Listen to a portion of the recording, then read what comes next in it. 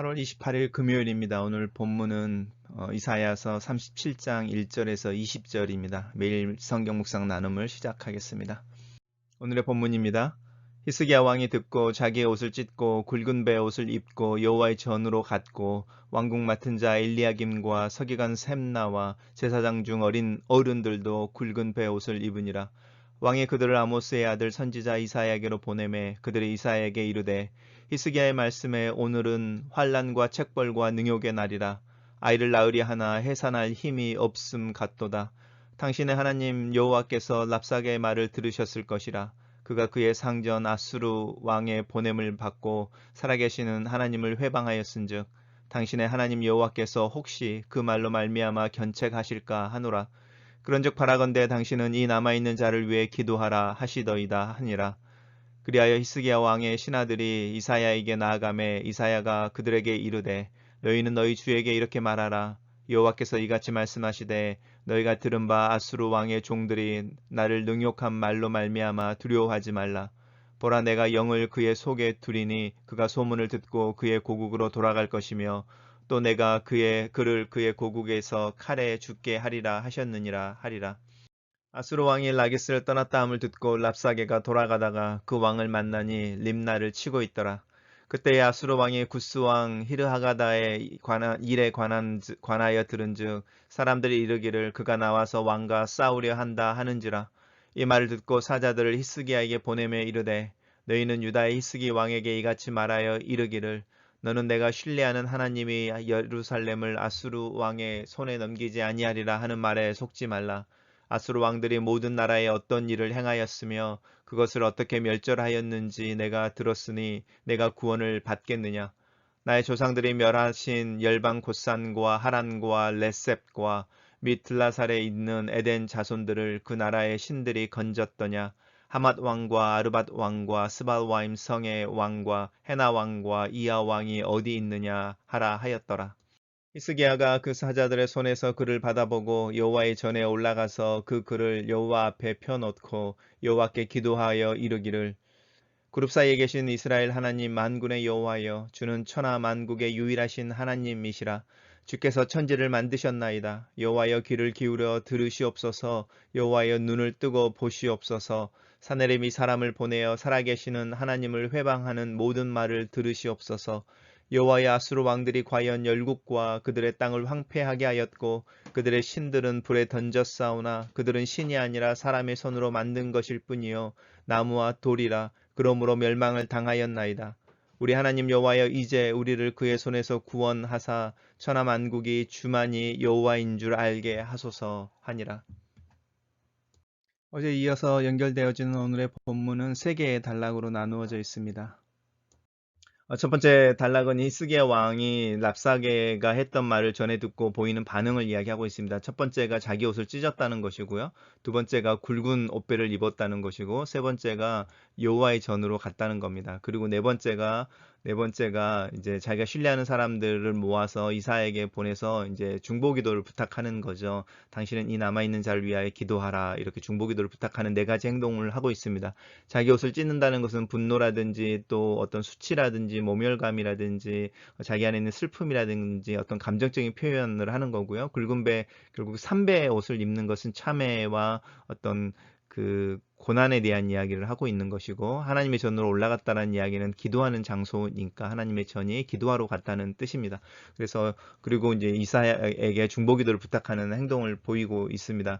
그러면서 이제 히스기야가 뭐라고 말을 하냐면 오늘은 환란의 날, 압제를 당하는 압박을 받는 날이다라고 말하고요. 두 번째는 책벌이라는 표현을 쓰는데 이 책벌은 이제 훈련을 받는다는 거잖아요. 디스플린을 당한다. 어쩌면 랍사게의 말을 듣고 지금 벌어지는 환경을 이사야를 통해서 하나님 계속적으로 경고했던 그 경고가 이루어지는 걸로 보고 있는지도 모르겠습니다. 히스기야 같은 경우에 상황을 그 아수르에 의해서 수치를 당하지만 또한 하나님의 어떤 계획이 이루어지고 있고 자기에게 경고했던 말씀이 이루어지고 있는 것에 대해서 이야기하는 것, 그 다음 능욕이라는 건 조롱을 당했다는 겁니다.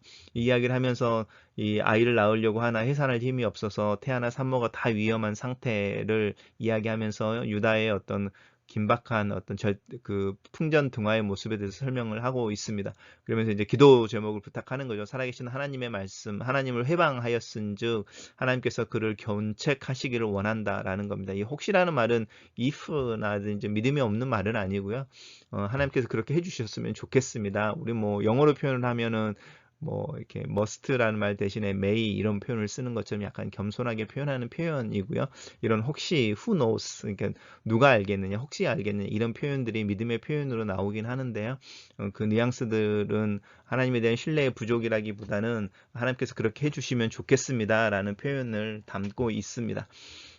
살아계신 하나님을 회방했던 말들에 대해서 한번 생각해 보십시오. 랍사기가 뭐라고 말하냐면 너희 하나님은 다른 아수르의 신들과 달라서 아수르는 신들이 되게 많고 그 신들을 섬기는 신전이나 뭐 신당도 되게 많아서 종교적인 힘이 센데 너희 하나님은 하나고 신은 하나고 그 신을 예배하는 곳도 한 장소밖에 없어서 전투력에 있어서 굉장한 차이가 난다 이런 이야기 했었잖아요. 그리고 또 아수르가 지배하고 멸망시켰던 수많은 나라들이 섬겼던 그 신들이 다 어디 갔느냐 이제 이런 이야기를 하면서 하나님을 신뢰하지 말고 하나님만 믿으라는 그 히스기야의 말도 듣지 말라 이런 말을 했는데 그것에 대해서 하나님께서 좀 이렇게 보응을 해주시면 좋겠다 이제 이렇게 이야기하는 부분입니다. 그리하여라고 말하면서 이제 히스기야에게 이야기를 하니까 이제 히스기야가 응답하는 거죠. 너희는 너희 주에게 이제 히스기야에게 전달해라라고 말하는 거죠. 그러면서 이제 이야기하면서 보라, 내가 내 영을 그 속에 두리니라고 말하는 거죠. 그러니까 그의 영이니까 그 아술의 왕인 거죠. 사네립의 왕의 마음속에 그 영을 두고 고국으로 돌아가게 할 것이다. 그리고 고국에서 칼에 맞아 죽게 된다라는 것이죠. 하나님께서 어떤 일들을 작정하시고 또 사람들의 영혼과 또 그들의 생명까지 주관하신 분이라는 것에 대한 이야기를 하고 있습니다. 랍사기의 말을 들은 히스기야는 성전으로 향하고 이사야에게 기도를 부탁한다. 이사야를 통해 하나님은 사네립이 아수르로 돌아가 죽임을 당할 것을 예언하신다. 두 번째 단락은 이제 다시 장면이 좀 넘어가서 아수르 왕에게 이야기를 합니다. 아수르 왕이 그 제일 처음에 진을 쳤던 라기스라는 곳에 진을 치고 랍사게라고 하는 술을 맡은 관원을 이렇게 예루살렘에 보내서 메시지를 하게 한 게 어제 본문이었잖아요. 근데 그걸 떠났다고 이야기하는 것을 듣고 그 왕을 만나는데 림나라는 곳인데요. 이제 라기스에서 예루살렘으로 좀 더 오는 곳이죠. 그리고 이 림나는 일반적으로 성경에서 그 레위인들을 위해서 주어진 도피성 중에 하나로 알려지고 있습니다.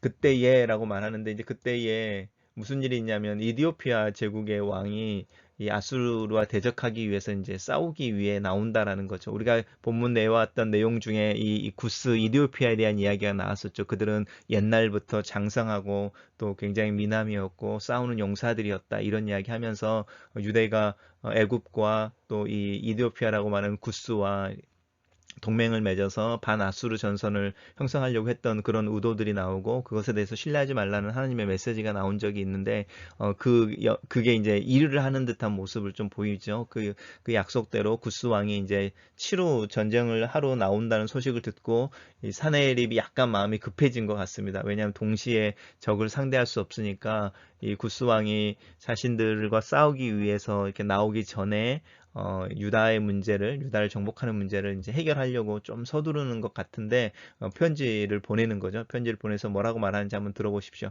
나는 내가 신뢰하는 하나님이 예루살렘을 아수르 왕의 손에 넘겨 가게 하지 않는다라는 말을 속지 말라 똑같은 이야기죠. 왜냐하면 우리가 훨씬 더 이제 통계학적으로 또 역사적으로 팩트라는 차원에서 훨씬 더 너희보다 더 힘이 크지 않냐 이런 이야기 하는 거죠. 모든 나라에게 어떤 일을 했는지 또 그 나라들이 섬겼던 신들이 그들의 도움이 됐는지를 한번 살펴봐라 라고 말하는 거죠. 두 번째 단락은 사내립은 히스기야에게 사자들을 보내어 하나님을 신뢰하지 말고 아수르 왕을 두려워하며 항복할 것을 종용한다. 마지막 단락입니다. 이 편지를 받은 히스기야가 그 편지를 갖고 다시 여호와의 전에 올라가서 그 편지를 하나님 앞에 펴놓고 기도하는 겁니다. 그래서 기도할 때 그 편지를 펴놓고 어쩌면 손을 짚으면서 기도했을 수도 있죠. 하나님을 부르시고 있는 모습을 한번 살펴보십시오. 그룹 사이에 계신 이스라엘의 만군의 이스라엘의 하나님, 만군의 여호와여 이렇게 부르는 거죠. 이 그룹이라고 하는 것은 천사들인 거고요.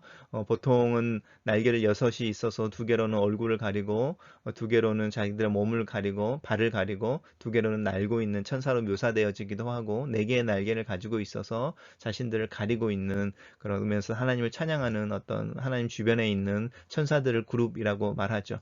그런 그룹 사이에 계시는, 거룩하다는 뜻이죠. 거룩하신 이스라엘의 하나님, 만군의 여호와여라고 말하는 이 만군은 전쟁하시는 하나님. 그래서 심판과 관련되어져서 나올 때 이 만군의 여호와라는 표현이 나오고, 이 이사야서에서 특별히 하나님을 만군의 여호와로 부르는 표현이 굉장히 많이 나오고 있는 것을 지금까지 아마 살펴보셨을 겁니다. 그러면서 하나님을 부르는데 하나님이 만군의 유일하신 하나님이십니다 라고 표현하고 천지를 만드셨습니다 라고 말하는 거죠.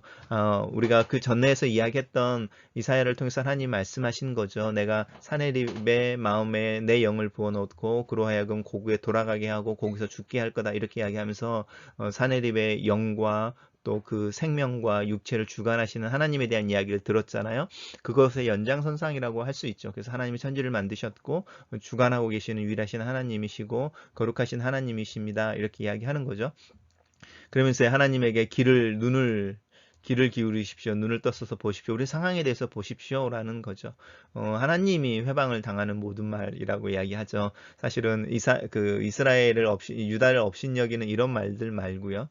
하나님 앞에서 거룩한 분노, 하나님의 이름이 이렇게 땅에 떨어지고 이렇게 희롱당하는 것에 대해서 거룩한 분노를 표현하고 있는 게 히스기야의 기도의 이제 첫 번째 내용인 거죠. 첫째는 하나님이 어떤 분이신지를 언급함으로 기도를 시작하고, 두 번째 이제 자신이 처해 있는 상황인데 그 상황이 자신이 처해 있는 위급한 상황이기 전에 하나님의 말씀이, 하나님의 이름이, 하나님에 대한 모욕이 진행되어지고 있는 그 상황에 포커스를 맞춰서 기도가 진행되고 있습니다. 그러면서 이제 히스기야가 현실을 파악하고 있는 현실의 파악인데 이게 맞는 말이죠.